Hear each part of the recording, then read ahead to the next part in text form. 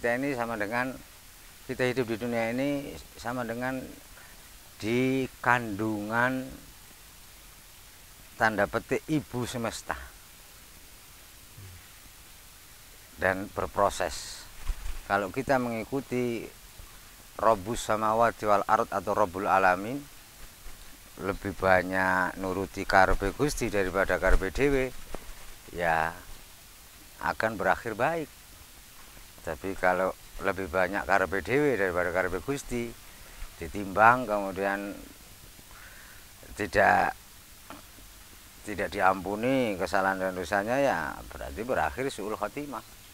Nah, berarti jika digambarkan seperti itu, otomatis apakah setiap orang yang berpuasa di bulan Ramadan dia nyampe ke Idul Fitri?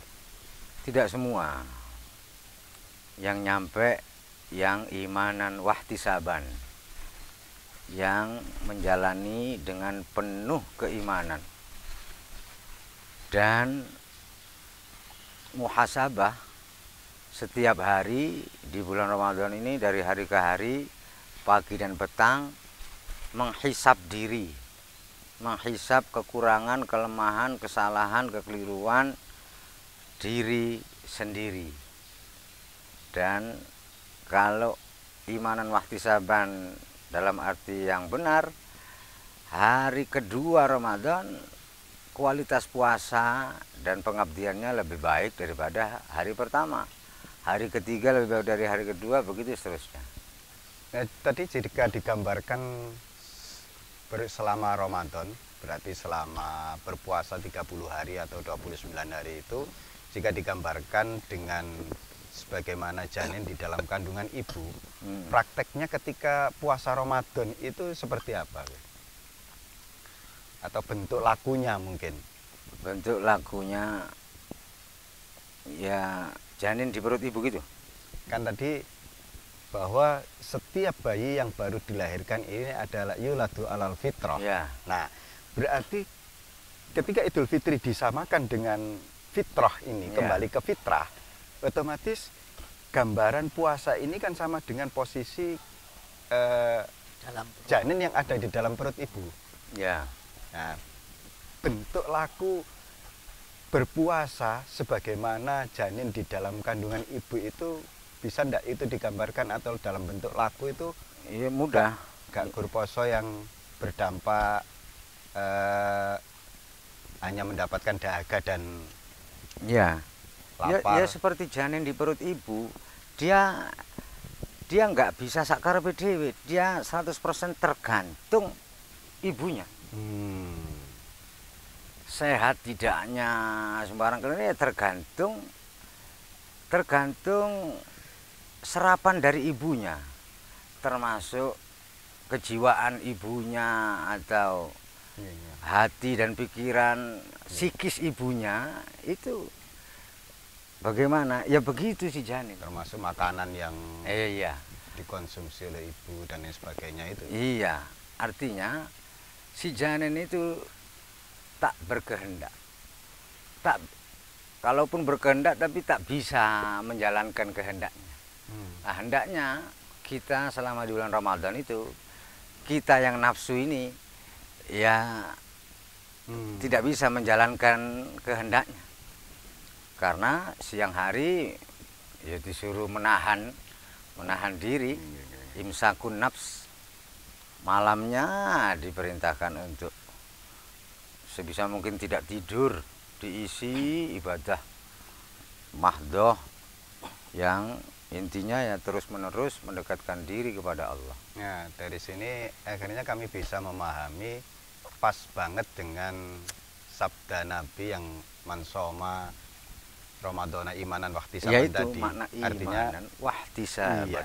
Jadi ketika di bulan Ramadan, laku yang pas adalah dia berada di dalam keimanannya. Betul. Kepada Allah, kepada Rasulullah dan seterusnya itu.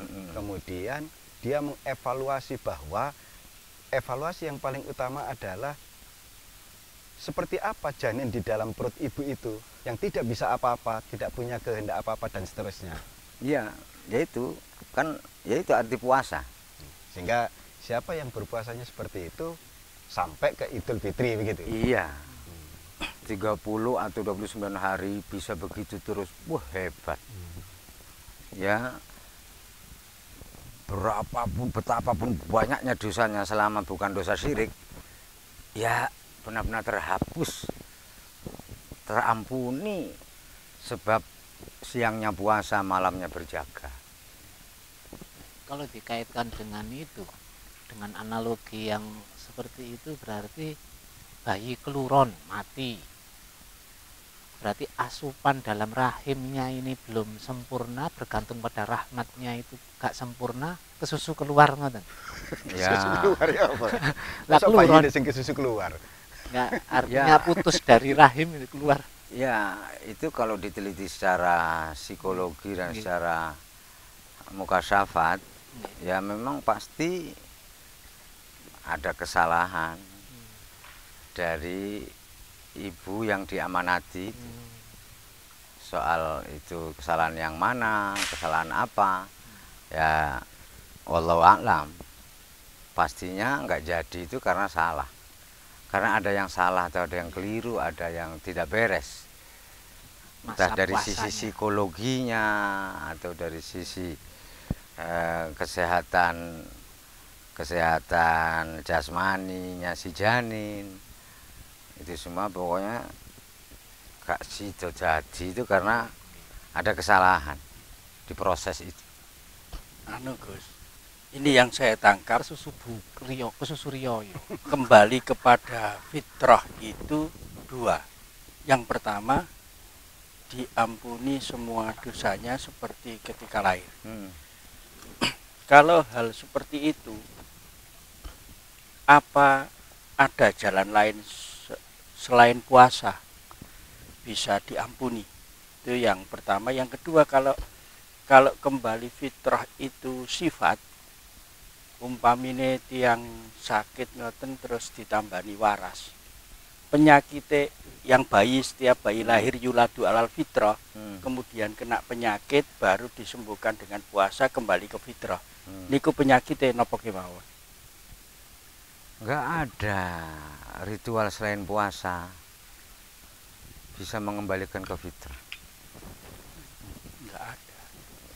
Sebab tidak akan fitrah kalau tidak ya mengistirahatkan atau menghentikan kerja nafsu. Itu. Ini kalau selain Ramadan gitu ulama tasawuf sepakat 40 hari. Nah, di bulan Ramadan dispensasi 10 hari.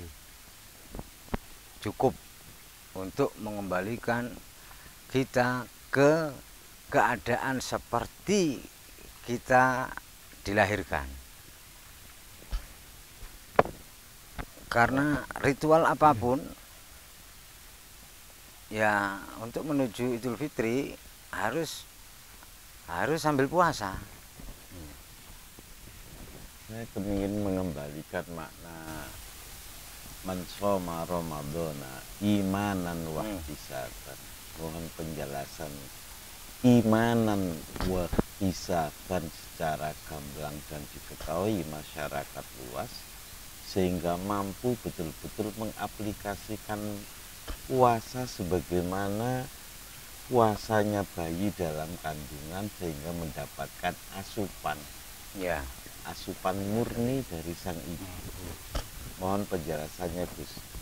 Makna imanan wahtisaban, imanan ini hablum minallah, ma bainana wa bainallah. Wahtisaban ma bainana wa bainal khalq. Hablun minal khalq. Hubungan kita, keterkaitan kita dengan interaksi kita dengan makhluk. Imanan artinya kita percaya dalam arti sesungguhnya bahwa di perintah puasa menurut syariat Islam sebetulnya syariat puasa saja masih belum cukup. Hendaknya sak hakikate dan melalui tarekate, yaitu mengajak semua anggota tubuh, semua indera, semua anggota tubuh ini puasa dari apa saja yang tidak diridhoi oleh Allah. Puasa lisan dari bertutur kata yang tidak baik dan tidak benar, puasa mata, telinga, hidung, tangan, kaki, pikiran, perasaan, ini harus dipuasakan. Harus dipuaskan dengan ya tunduk patuh terhadap hukum-hukum syariat dan adab-adab tarekat serta rahasia-rahasia hakikat. Dalam arti luas menjelaskan satu kata imanan di sini, puasanya itu dijalani dengan imanan. Ini jadi kitab ini. Jadi kitab. Puasa yang dikatakan imanan itu ada nggak korelasinya dengan suatu bimbingan yang dikiaskan asupan dari sang pembimbing, sang ibunya? Iya pasti. Ya bahkan harus. Sekarang begini, mari kita membayangkan kesehatan si janin di perut ibu.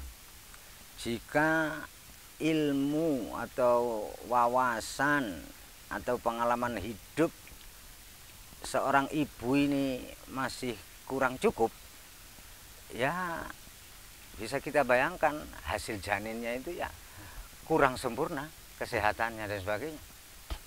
Maka anak ragil itu selalu anak sulung. Bukan ya anak ya, pertama. Anak ragil yang terakhir itu selalu terbaik. Anak sulung itu sebaliknya. Itu kan karena pengalaman. Ya. Jadi ada gambaran gini juga tadi itu guys. Saya dari itu konsep itu bahwa imanan wahtisaban itu posisi janin.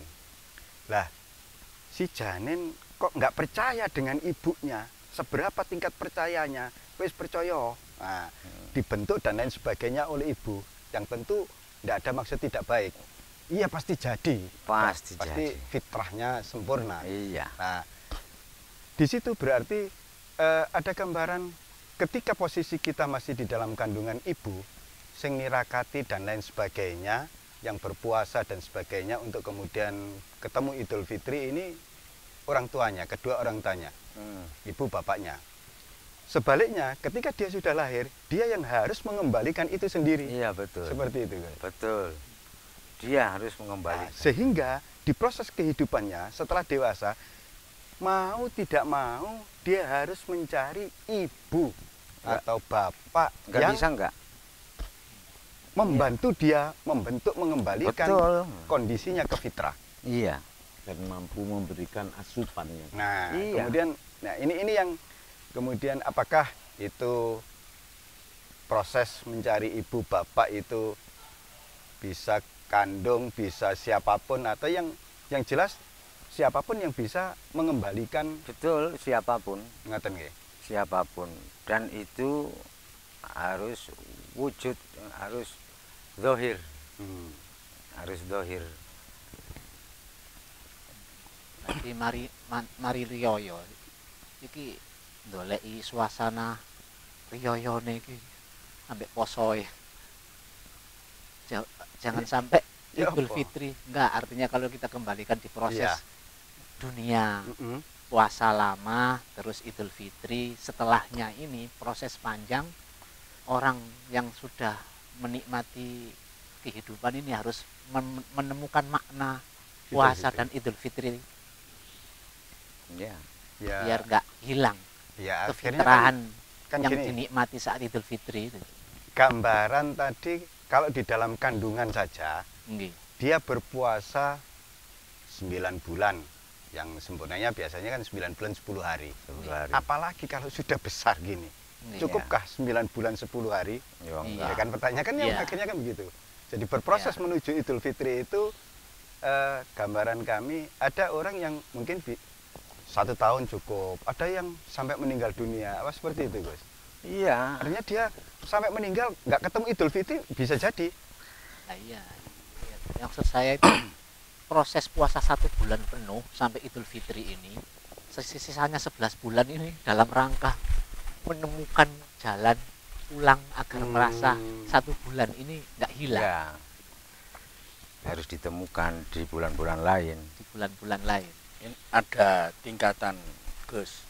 Idul Fitri bagi orang awam, bagi orang khusus, Ya. bagi orang khusus Selalu ada. makna Idul Fitri.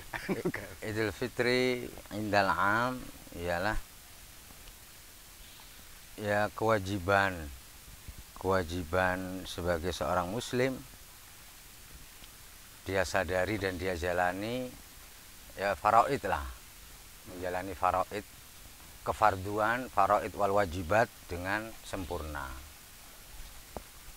Yang sunnah-sunnah cik bolong-bolong cik anak-anak.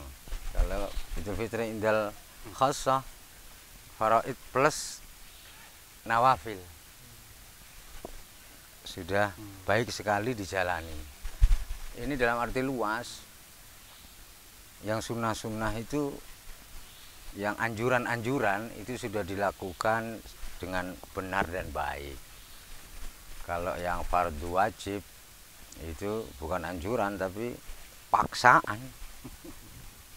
Dipaksa. Mau tidak mau harus mau. Nah, kalau yang khawasul khawas ya sudah hilang hadzun nafsinya, sudah hilang pamrih, sudah tidak punya pamrih, tidak ada maksud tujuan lain dalam menjalani per detik kehidupan ini selain pengabdian murni dan penghambaan hakiki. Jadi kalau dikaitkan dengan ada satu hadis ini, man ahya lailatayil id lam yamut al qalbu yaumal lam yamut al qalbu yauma tamutul qulub. Iya. Nah, menghidupkan 2 malam itu begitu mulianya kembali ke fitri ini.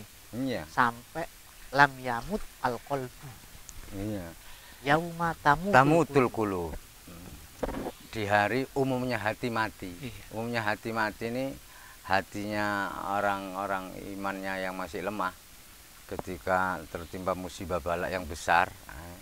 Berarti sangat terkait dengan ruhani sebetulnya makna ini karena hubungannya dengan qalbu. Ya memang kan setelah selesai puasa yaitu maghrib sampai sholat id didirikan, ini memang waktu mustajabah, di mana rahmat Allah, maghfirah, barokah, salamah, walah sekabehane bagikan hujan deras rentang waktu yang sedikit itu. Kalau